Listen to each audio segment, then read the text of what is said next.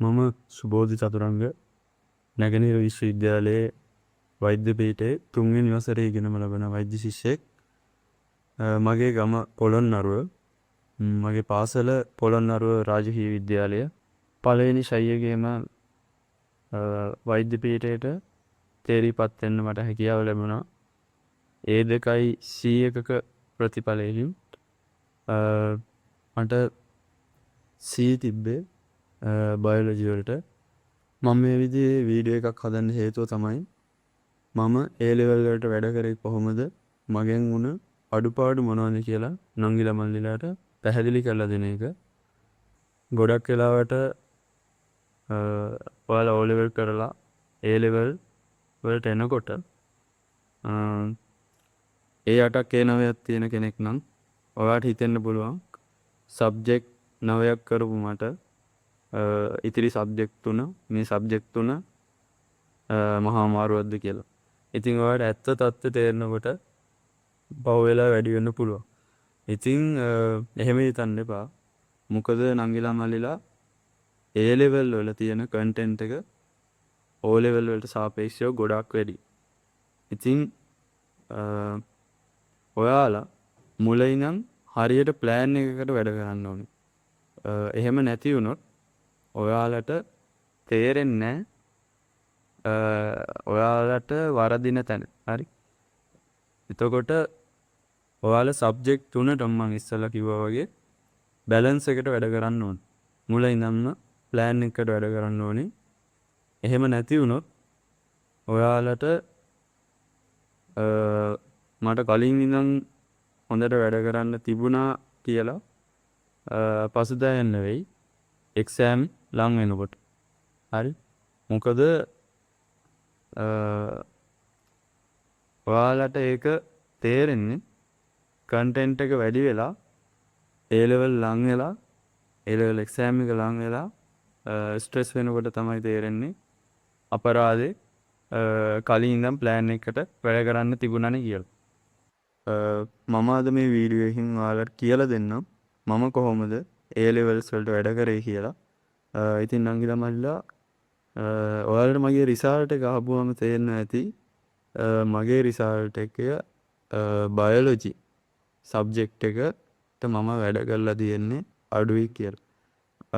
ඔව් ඇත්තටම මම ගොඩක්ම වැඩ කරේ ෆිසික්ස් කෙමිස්ට්‍රි සබ්ජෙක්ට් දෙකට. ඒකයි මම ඔයාලට මුලින්ම කිව්වේ ඔයාලා වැඩ කරනකොට සබ්ජෙක්ට් තුනටම බැලන්ස් එකට වැඩ කරන්න කියලා. ඉතින් මට වැරදුන තැන ඔයාලා වරද්ද ගන්නේ නැති වෙන්න තමයි මම මේ දේ ඔයාලට කියලා දෙන්නේ. ඉතින් මම ෆිසික්ස් කෙමිස්ට්‍රි සබ්ජෙක්ට් දෙකට ඇත්තටම මුලින් නම් හොඳට වැඩ කරා. ගොඩක්ම දැන් ඉස්කෝලේ වුණත් ක්ලාස් වල වුණත් ඒ එදිනෙදා වැඩ පුළුවන් තරම් එදාම කරලා ඉවර කරා. මොකද A levels කියන්නේ ඔයාලා වැඩ ඉතිරි කරගන්න තරමට නංගිලා මල්ලිලා ඔයාලට තේරෙන්නේ නැහැ කොච්චර වැඩ අන්තිම වෙද්දි එකතු වෙනවද කියලා. එතකොට ඔයාලා පුළුවන් තරම් එදාම ඒ වැඩ කරලා ඉවර කරන්න try කරන්න. එහෙම නැති වුණොත් ඔයාලා පස්සේ නිකන් ස්ට්‍රෙස් වෙනවා. ඉතින් ෆිසික්ස් කෙමිස්ට්‍රි ගත්තාම නංගිලා මල්ලිලා ඔයාලා අනිවාර්යෙන් papers කරලා තියෙන්න ඕන. බයොලොජි උනත් එහෙමයි. ඔයාලා past papers, model papers, ඔය class වල දෙන papers ඒවා පුළුවන් තරම් කරන්න. ඒවා ඔයාලට ඒ ලැබෙන practice එක ඔයාලට ගොඩාක් වැදගත් වෙනවා A level exam එකට ගිහිල්ලා ඉඳගත්තාම. මොකද ඔයාලට එහෙම practice එකක් නැතුව ඒ A level exam එකට ගිහිල්ලා ඒ පොඩි time එක ඇතුළත ඔයාලට උත්තර ලියන්න ඔයාලට practice එක නැතුව අමාරු. ඉතින් ඔයාලා මේ papers කරලා ගන්න practice එක තමයි මම හිතන විදිහට A levels වලට ඔයාලට ready වෙන්න පුළුවන් හොඳම දේ. ඉතින් ඔයාලා theory බලනවා නම් theory බලන්න ඕනේ අනිවාර්යෙන්. මොකද තියරි ඇප්ලයි කරන්නේ අපි පේපර් එකෙන් ගිහිල්ලා. ඒසොට ඔයාලා තියරි බලන ගමන් පුළුවන් තරම් ප්‍රශ්න කරන්න. ඒ ප්‍රශ්න කරලා ලබන ප්‍රැක්ටිස් එක තමයි වැදගත් වෙන්නේ ඔයාට A levels A level exam එකට ගිහිල්ලා ඉඳගත්තාම. ඉතින් තවත් වැදගත්ම දෙයක් තමයි ඔයා පුළුවන් තරම් ඔයාගේ ටයිමින් හදාගන්න ඕනේ. ඔයාලා ෆිසික්ස් කෙමිස්ට්‍රි පේපර්ස් වල ඔය කැල්කියුලේෂන්ස් එහෙම තියෙනවනේ. ඒවා හැම පුළුවන් තරම් අඩු කාලයකදී හරියට හදන්න පුරුදු වෙන්න ඕනේ. බයොලොජි උනත් ඔයාලා රචනා ප්‍රශ්න එහෙම පුළුවන් තරම් ලියලා ප්‍රැක්ටිස් එක තියෙන්න ඕනේ. ඉතින් ඔය විදිහට හරියට ප්ලෑන් එකකට වැඩ කරන්න ඕනේ. ක්ලාස් ගිහිල්ලා උනත් ඉස්කෝලේ ගිහින් උනත් ඔයාලා පුළුවන් තරම් සර් හෝ මැඩම් උගන්වන දෙයට ඇටෙන්ෂන් එක දෙන්න. හොඳට ඇටෙන්ෂන් එක දීලා අහගෙන ඉන්න. මොකද ඔයාලා එහෙම කරේ නැත්තම් ඔයාලගේ කාලය තමයි අපතේ යන්නේ. ඉතින් ඔයාලා හැම වෙලාවෙම try කරන්න. ඒ කියන්නේ ඒ ඉගෙන ගන්න ටයිම් එකේ උපරිම දෙයක් ඉගෙන ගන්න try කරන්න. ඔයාලට මොන හරි තේරුනේ නැත්තම් එක්කෝ ඒ සර් ගෙන් හරි මැඩම් ගෙන් හරි අහන්න පුළුවන් නම් අහන්න. එවෙලෙම ඒක ඒ ප්‍රශ්නය निराකරණය කරගන්න උත්සාහ කරන්න. එහෙම අහන්න බැරි නම් ඔයාගේ යාළුවෙක්ගෙන් හරි අහලා ඒ ප්‍රශ්නය එතනදිම විසඳ ගන්න. මොකද ඔයාලා එහෙම විසඳගත්තේ නැති වුණොත් හිතන්න ඔයාලට ඒ වගේ ප්‍රශ්නයක් A level exam එකේදී හම්බුණත් ඔයාලට හිතෙන්න පුළුවන් අපරාධ එදා මම ඒක අහලා ඉගෙන ගත්තා නම් කියලා. ඉතින් එහෙම යාළුවෙක්ගෙන් උනත් දන්නේ නැති දෙයක් අහන්න ඔයාලා ලැජ්ජා වෙන්න එපා. මොකද අපි හැමෝම හැමදේම දන්නේ. ඒ නිසා ඒ ප්‍රශ්නේ එතෙන්දිම ඉසඳ ගන්න. මොකද ඔයාලට පස්සේ හිතෙයි අපරාධි කියලා. එදා ඒක අහගත්තා නම් කියලා. ඉතින් එහෙම වෙන්න ඉඩ තියන්න එපා. නංගිලා මල්ලිලා මම බයොලොජි වලට මගේ රිසල්ට් එක අඩු වෙන්න හේතුව ඔයාලට පැහැදිලි කරන්නම්. ඇත්තටම මම මුලදී බයෝ වලට හොඳට වැඩ කරගෙන ගියා. ඒ බයෝ වල කටපාඩම් කරන්න තියෙන කන්ටෙන්ට් එක ඇත්තටම වැඩි. ඔයාලා දන්නවා. දැන් මම ඇත්තටම එහෙම ඉස්සර කටපාඩම් කරන්න කැමති කෙනෙක් නෙමෙයි. දැනටත් එහෙමයි කටපාඩම් කරන්න ලොකුට එහෙම කැමැත්තක් නැහැ. ගොඩක්ම තර්ක කරලා ගන්න දේවල් වලට තමයි කැමති. ඒක එක එක්කෙනාට එක එක විදිහයි. සමහරු එහෙම කටපාඩම් ගන්න කැමති. එහෙම ප්‍රශ්නයක් නැහැ. කොහොම වුණත් ඔයා බයෝ තෝරගත්තා කියන්නේ ඔයාට ඒකට හැඩගැහෙන්න වෙනවා. ඉතින් මම එහෙම උනේ නැති නිසා තමයි මට මේ විදිහට බයෝ වලට රිසල්ට් එක අඩු වුනේ. මම ඇත්තනම් බයොලොජි වලට පේපර්ස් කරේ අඩු. මට මොකද අර මේ කටපාඩම් කරන්න තියෙන කන්ටෙන්ට් එක වැඩි වෙනකොට බයොලොජි පාඩම් කරන්න තිබ්බ ආසාව ටිකක් අඩු වුණා. කොහොම හරි ඒ කියන්නේ බයොලොජි වල වැඩ කරන්න තිබ්බ ආසාව ටිකක් අඩු වුණා. එහෙම මම කියන්නේ ඔයාලා එහෙම වෙන්න එපා.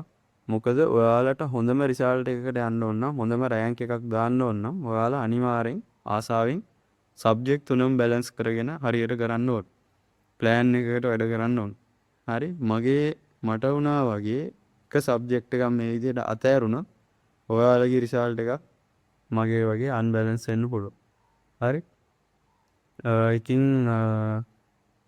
කොහොම නමුත් මට ෆස්ට් ට්‍රයි එකේ මම මෙඩිසින් සිලෙක්ට් වෙන්න පුළුවන් වුණා. වෛද්‍ය පීඨයට තේරිපත් වෙන්න පුළුවන් වුණා. ඉතින් බයෝ වලට ඔයා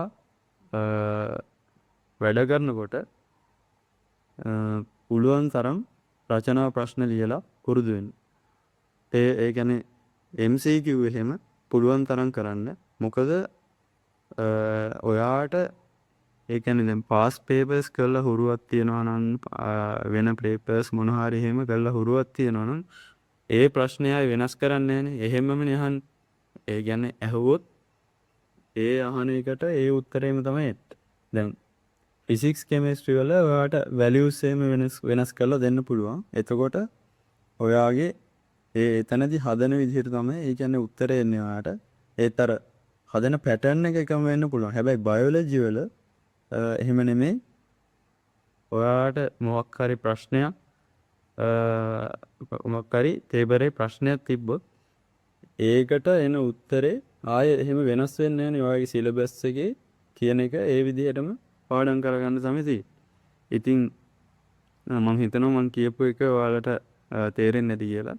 ඉතින් ඒ නිසා ඔයාලා පේපර්ස් කරලා ඒ ප්‍රැක්ටිස් එක තියාගන්න බයොලොජි වලට පුළුවන් තරම් ප්‍රශ්න කරන එක තමයි වැදගත්ම දේ. තියරි කොහොමත් ඔයාලා හොඳටම පාඩම් කරලා ඔළුවේ තියෙන්න ඕනේ බයෝ වල නම්. මොකද අර වගේ කැල්කියුලේෂන්ස් එහෙම නෙමෙයි තියෙන්නේ. එතකොට රචනා ප්‍රශ්න එහෙම ලියලා පුරුදු වෙලා තියෙනවා. රචනා ප්‍රශ්න ඔයා එකම ප්‍රශ්නේ 3-4 සැරයක්වත් අවම ලියලා පුරුදු වෙන්න ඕන. ඉතින් ඒක අමාරුයි. ඒ කියන්නේ ඔයාලට තියෙන ටයිම් එකේ විදිහට ඔයාලා කොහොම හරි බැලන්ස් කරගන්න වෙනවා. ඉතින් එහෙම නැති වුණොත් ඔයාලට එක්සෑම් එකට ගියාම තේරෙයි ඔයාලා වැඩ කළා මදි කියලා. එතකොට ඔයාලා පාරක් වැඩි. කොහොම නමුත් ඔයාලා මට කියන්න තියෙන්නේ ඔයාලා එකපාරක් දෙපාරක් එක්සෑම් එක අවුල් ගියා කියලා එහෙම ඔයාලට තියෙන තුන්වෙනි chance එක කීයටවත් අතාරින්න එපා. ඔයාලට ෂයි 3ක් දීලා තියෙන්නේ. අවම ওই ෂයි 3න් එකක හරි ඔයාලගේ ටාගට් එකට යන්න try කරන්න තමයි ওই ෂයි 3ක් දීලා තියෙන්නේ. ඉතින් ඔයාලා ඒ chance එක මිස් කරගන්න එපා. ඔයාලා මට වඩා හොඳට දන්නවා මේ තර්ඩ් ෂයි කරපු අයියා කෙනෙක්ගෙන් අක්කා කෙනෙක්ගෙන් අහලා බලන්න. එයාලා ඔයා හිතලා බලන්න. එයාලා පළවෙනි පාර දෙවෙනි පාර කොච්චර එයාලගේ එක්සෑම් අවුල් වුණා. එයාලා තුන්වෙනි පාර ඒ chance එක උපරිම පාවිච්චි කරලා එයාගේ ටාගට් එකට ගිහිල්ලා දෙන්න. ඉතින් එහෙම එක කතා කරලා බලන්න. එයාලා කොච්චර එතකොට හිතන්න කොච්චර කාලයක් එයාලා මහන්සි වෙලා වැඩ කරලා තියනවද එයාගේ ටාගට් එකට යන්න කියලා. එයාලා ඒ ගේම් එක අතහැරලා නැහැ. ඉතින් මට මුලින් ඉඳන් ටාගට් එකක් තිබුණා. කොහොම හරි මේක A level දෙපාරක් තුන් පාරක් නම් කරන්නේ නැහැ. ෆස්ට් ටයිම් යනවා කියලා කොහොම හරි මගේ ටාගට් එකට. ඉතින් මට එහෙම යන්න පුළුවන් වුණා. මගෙන් වෙච්ච අඩුපාඩු මම ඔයාලට කියලා දෙන්නේ. ඔයාලටත් ඔයාගේ ටාගට් එකට යන්න පුළුවන්. බයොලොජි වලින් පෙනී සිටින ශිෂ්‍යයෙක් නම් A level exam එකේදී ඔයාලට මුලින්ම ෆේස් කරන්න වෙන සබ්ජෙක්ට් එක තමයි බයොලොජි. ඉතින් මම ඔයාලට ඉස්සෙල්ලා කිව්වා වගේ බයොලොජි වලට මම වැඩ කරපු විදිහේ අඩුපාඩු තිබුණා. ඒක නිසා පළවෙනි දවසේම A level exam එකේදී මට තේරුණා මම බයෝ සබ්ජෙක්ට් එකට හරියට ෆේස් කරේ නැහැ කියලා. මට පේපර් එක ලියලා ඉවර වුණාට පස්සේ තේරුණා මම ආන්සර්ස් ලියුව විදිහේ ලොකු අවුලක් තිබුණා කියලා.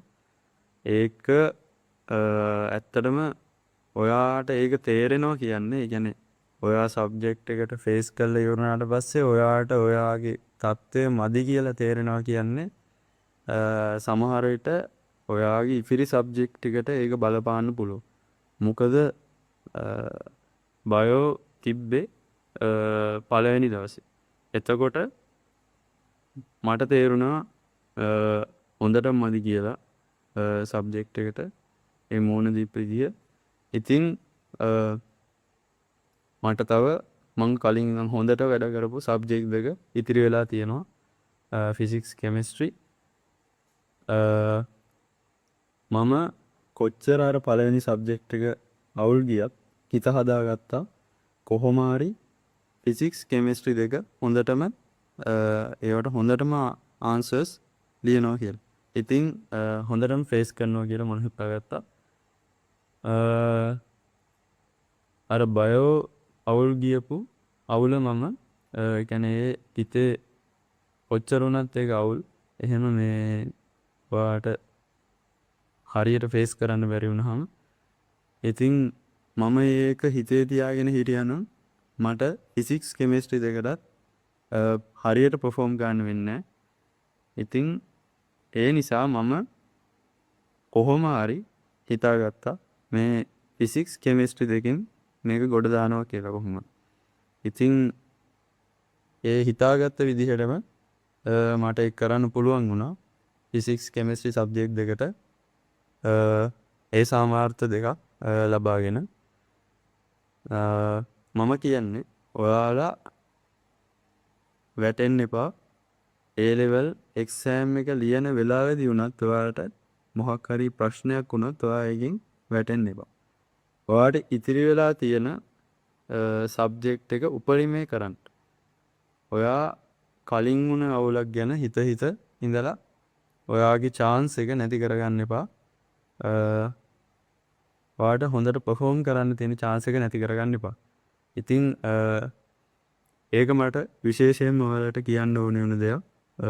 මගේ කතාවේ උලස ඒ ලෙවල් වලට පෙනී සිටීමට සූදානම්ෙන් ඉන්න නංගිලා මල්ලිලාට මගේ මේ වීඩියෝ එක වැදගත් වෙන්න ඇති කියලා මම විශ්වාස කරනවා. ඉතින් මේ විදිහට මගේ අත්දැකීම බෙදා ගන්න ඔයගොල්ලෝ එක්ක බෙදා ගන්න මට අවස්ථාව ලබා දුන්න ඒ ලෙවල් මෙහෙවර YouTube channel එකට මම ගොඩක් ස්තුතිවන්ත වෙනවා. ඉතින් මම ඔයාලා හැම දෙනාටම සුබ පතනවා. ඔයාලගේ ජීවිතේ සාර්ථක වෙන්න කියලා. ඔයාලගේ ටාගට්ස් වලට යන්න ඔය හැම දෙනාටම පුළුවන් වෙන්න කියලා මම ප්‍රාර්ථනා